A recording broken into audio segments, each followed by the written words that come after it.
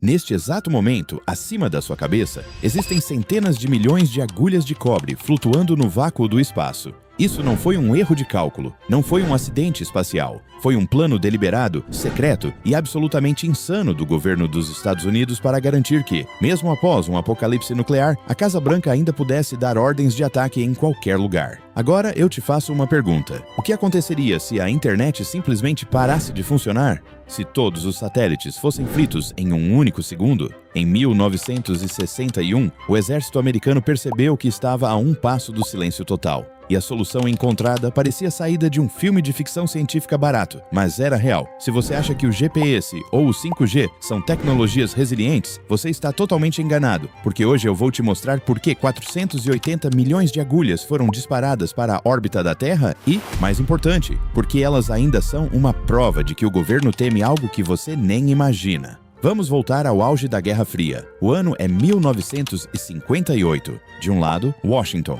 Do outro, Moscou. Entre eles, uma tensão que poderia evaporar cidades inteiras em minutos, como aconteceu com Hiroshima e Nagasaki em 6 e 9 de agosto de 1945. Mas havia um problema técnico que tirava o sono dos generais do Pentágono: a comunicação. Naquela época não existiam satélites de comunicação. Se o presidente quisesse falar com tropas na Europa, ele dependia de cabos submarinos ou de ondas de rádio que ricocheteavam na ionosfera. O problema é que os cabos podem ser cortados por inimigos submarinos, e a ionosfera é frágil. Os americanos descobriram que uma única explosão nuclear no alto da atmosfera poderia bagunçar a ionosfera por dias. O resultado era simples e assustador. O governo dos Estados Unidos ficaria surdo, mudo e cego, sem pedidos, sem progresso, sem retaliação. Isso seria um convite aberto para a destruição total. Foi exatamente aqui que nasceu o projeto Westford, e a proposta era tão absurda que a comunidade científica internacional entrou em pânico. O plano era simples e aterrador. Se a natureza não oferecesse uma camada confiável para refletir sinais de rádio, eles iriam construir uma artificialmente.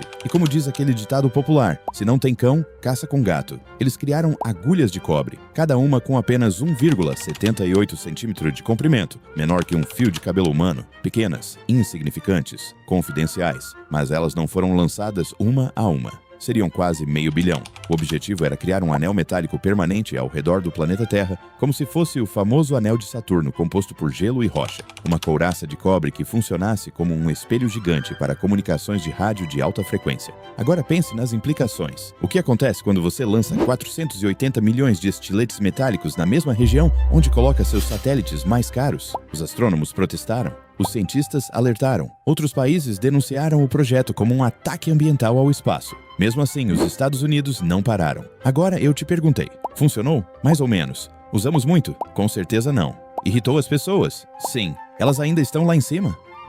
Bem, é o que vamos descobrir. A primeira tentativa, em 1961, foi um desastre. As agulhas não se espalharam conforme previsto. Elas se aglomeraram e viraram blocos inúteis de metal. O Pentágono foi ridicularizado. Mas quando o assunto é sobrevivência nuclear, desistir não é uma opção. Eles tentaram novamente em 1963. Desta vez, trabalharam em um dispositivo para auxiliá-lo. As agulhas foram liberadas lentamente por um dispensador rotativo. Em poucas semanas, elas formaram um cinturão que circulava o globo a 3.500 quilômetros de altitude, bem acima de sua cabeça. E funcionou de verdade. Eles conseguiram transmitir voz da Califórnia para Massachusetts usando apenas as agulhas como espelho. A prova estava ali. A órbita da Terra tinha sido hackeada. O Pentágono prometeu que as agulhas cairiam em até 2 anos. Disseram que a pressão da radiação solar empurraria tudo de volta para a atmosfera e que o cobre desintegraria, ou seja, nada ficaria lá em cima.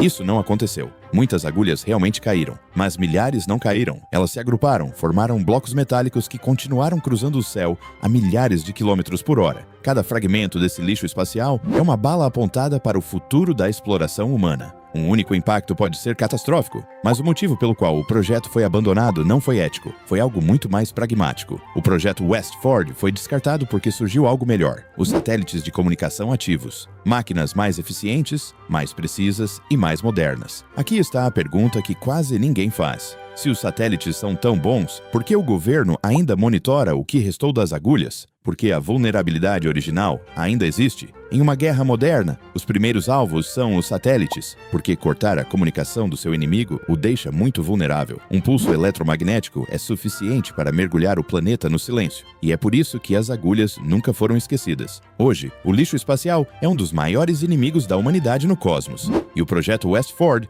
foi o pecado original dessa poluição.